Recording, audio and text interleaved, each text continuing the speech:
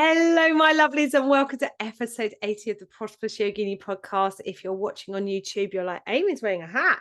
Yes, I am. I literally have just filmed a really cute reel. I'm having lots of fun playing with how I can use reels really simply, really lightheartedly. Takes me a couple of minutes to create, job done. I'm playing with that. And I thought, oh, I'm going to keep my hat on for my podcast. Why not? It is December and we're entering the end of the year. So I'm intending this episode definitely to be a mini-sode because we're all pushed and short for time at this time of year. And I'd just like to use this section of time together to talk to you about my word, how I don't use resolutions. I do have goals, but I don't like these goals to be too rigid. They never work for me. I like the opportunity to have a feeling of being able to go with the flow, not being too disappointed if things don't quite go according to plan, be in that place. I'm smiling because of course I am, but trying to be in that place of trust and knowing that it is for my higher good, even though I may not seem like that right at the time. And what I love about having a word to guide me through my year is it feels that it allows there to be that ebb and flow. It feels like it allows there to be flexibility for whatever lies ahead. And for me, the word is it's the energy of the year. What's the intention in the year? What do I want to call in? Sometimes we do want to call in expansion and growth and change. And sometimes we want to call in stability and maybe doing less, maybe resting more. It will be so unique to you. And actually, the same word can have a different meaning as well. Now, I'm not going to share my word for 2024 with you. If you're like, what's your word for 2024, Amy? If you listen back, I did virtually the same episode in December 2022 last year, where I talked about why I set a word, how I go about setting my word, and I didn't share my word with you then. Now, here is the big reveal. If you've been on the edge of your seats for the last 12 months, like, what was Amy's word for 2023? Here it is. I feel like I need a fanfare. Do, do, do, do, do, do, do. Metamorphosis. That was a word that came up for me. And the image that came up for me was this image of the chrysalis, like, and the struggle that the butterfly has to burst out of the chrysalis. And when they do, that these beautiful butterfly wings. And that was the image that kept coming up for me. And I think that word metamorphosis has been guiding me through the whole of 2023 for many reasons. But one of them is, I think, as we got kind of to the end of 2022, and like we've had 2020, 2021, 2022, and I had literally in that space of time gone from completely in-person business, right? Didn't even take cash, didn't even take online payment, queen of cash, as I called it, to where I was, which was like, wow, I largely have an online business. I have an online course business.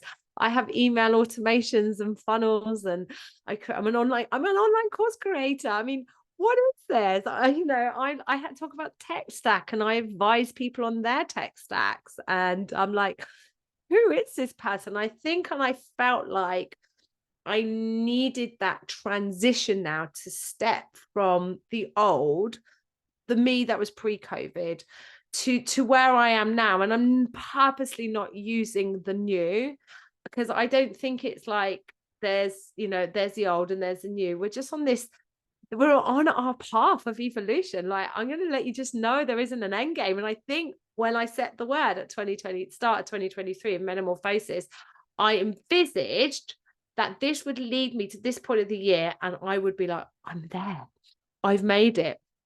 Right. And the feeling I have right now is like, it has literally just begun. I'm like, let's go. Like, that's where I'm at. That is crazy, by the way, but that's where I'm at.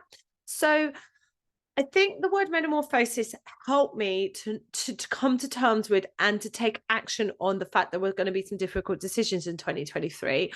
One of them was I decided to let go of my weekly in-person pregnancy, postnatal, and toddler classes. I've not been teaching those classes since after the Easter break. That was a really tough, really hard decision. Something I taught these classes for 10 years, same area, same community. I had so many deep relationships with mums and mums to be and their children, and it was such a difficult decision, but it was absolutely the right one for me. I was to fit it all in, to fit in the online business, motherhood, surfing, time for me, and be present for everyone in my life, me, my family, and those in my business. Something had to give. That's the best way to put it. Something had to give. And it, as much as it felt difficult, and the image of that butterfly, coming out of the chrysalis, it is a struggle. I knew it was the right decision. Not just that, I've passed the classes over to someone I've trained, absolutely gorgeous teacher. And she energetically, it was right for her, and energetically, it was right for me. It was a really difficult decision.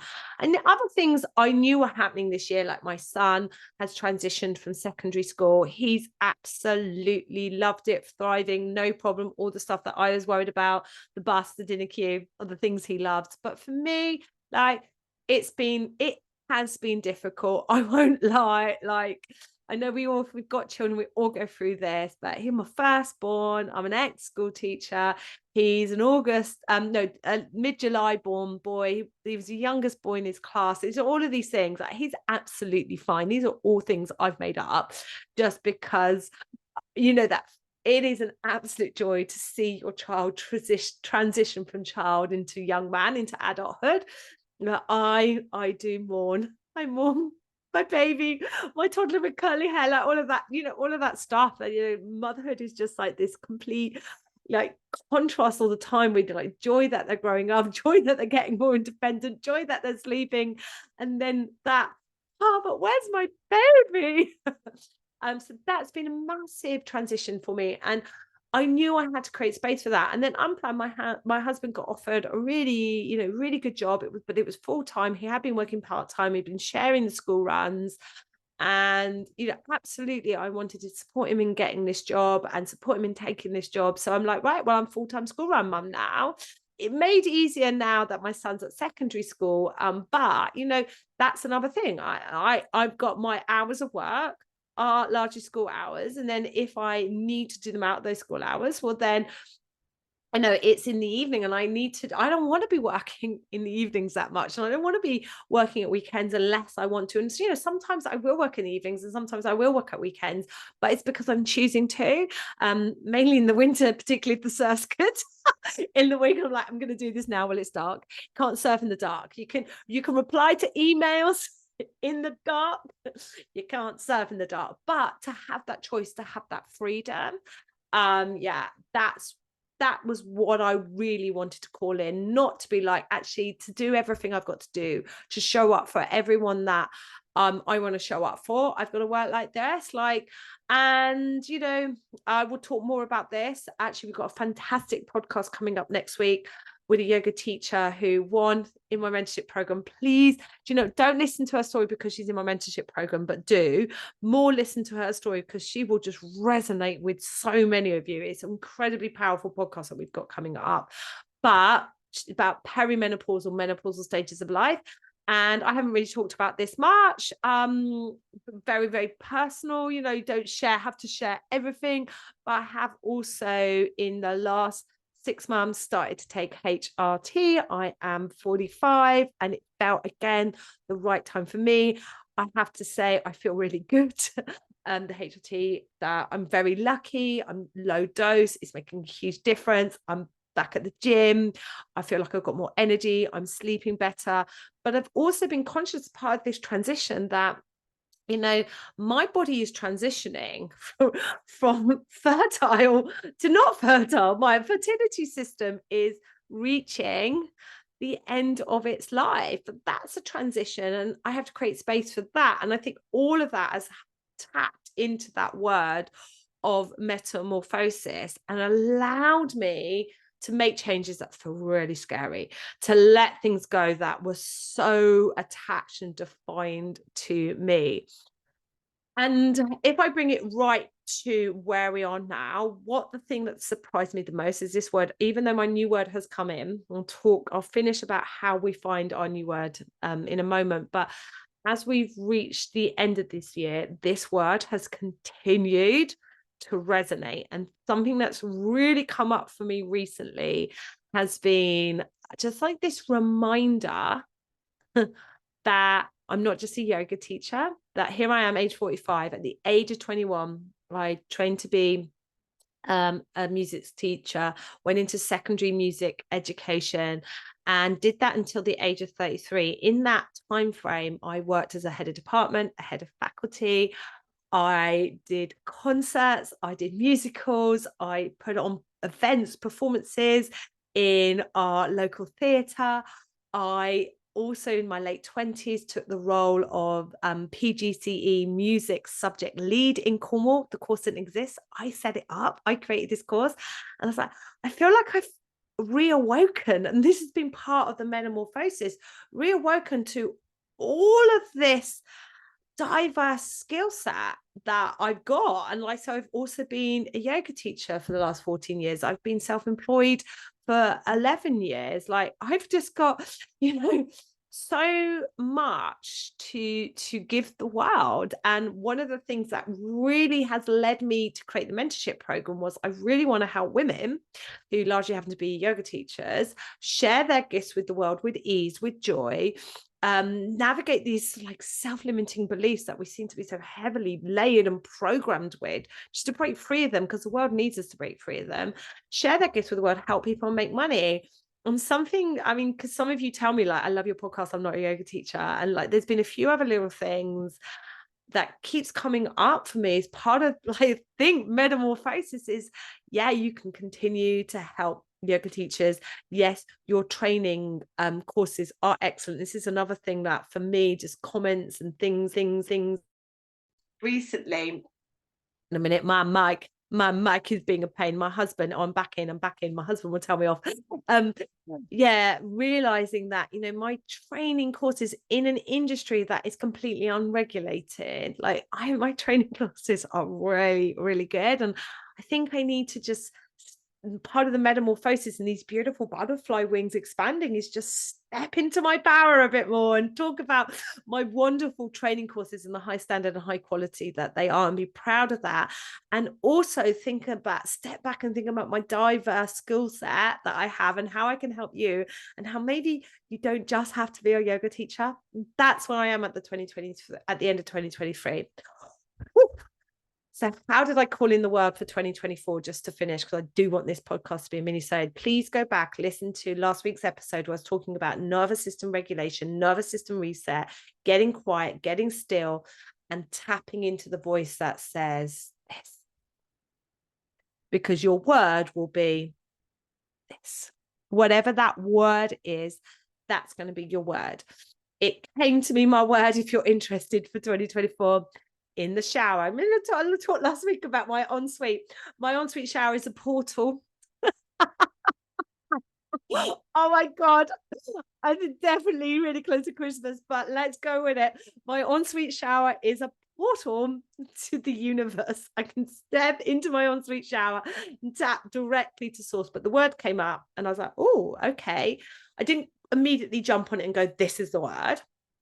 But then I kept revisiting it, random moments, folding the laundry, driving back into my universal portal, AKA the ensuite shower. Oh my God, that will go down in history, won't it? Meditation, quiet practices. And every time I revisited the word, it was got louder. It got more, yes, this. I know it's my word. And it's a big, expansive word. Okay. I just want to kind of let you know, your word does not have to be big and expansive. What is right for you? What do you want to call in? And if you're like, I don't know, you have to get still, you have to get quiet, you have to invite the opportunity for you to tap in to the inner wisdom, your inner guidance to find that word. So absolutely do not want you to share your words for 2024 with me, unless you want to, of course. And if you want to, that's fine. Like, we're all different and it's really important. You do you and I do me, right? But if you and you want to let me know, feel free. If you also set a word for 2023 and you want to tell me how it's guided you this year, I would love to hear that. Drop me a DM on Instagram, or drop me an email at amyjonesyoga.com, or I don't know, let's go old school. Write me a letter. We don't anymore. I honestly, I've got Christmas silly, haven't I? All right, my darlings. Good luck in finding your word. I'm excited for us all. I'm excited for a world where women share their gifts with the world, help people, and make as much money as we want to call in. I'm just basically excited. And maybe because Santa's coming too. I think this episode, I've lost complete track of when Christmas is, when Santa's coming, but I think this episode comes out just before Christmas. So I'd like to thank you so much for listening to me this year, for supporting me. I wish you a really happy, restful Christmas where it is possible. I know that isn't easy. And if it's not restful, then one restorative pose a day, one yin pose a day, lock yourself in the toilet, do 5 minutes of breath work, find the space. And I will see you all next week.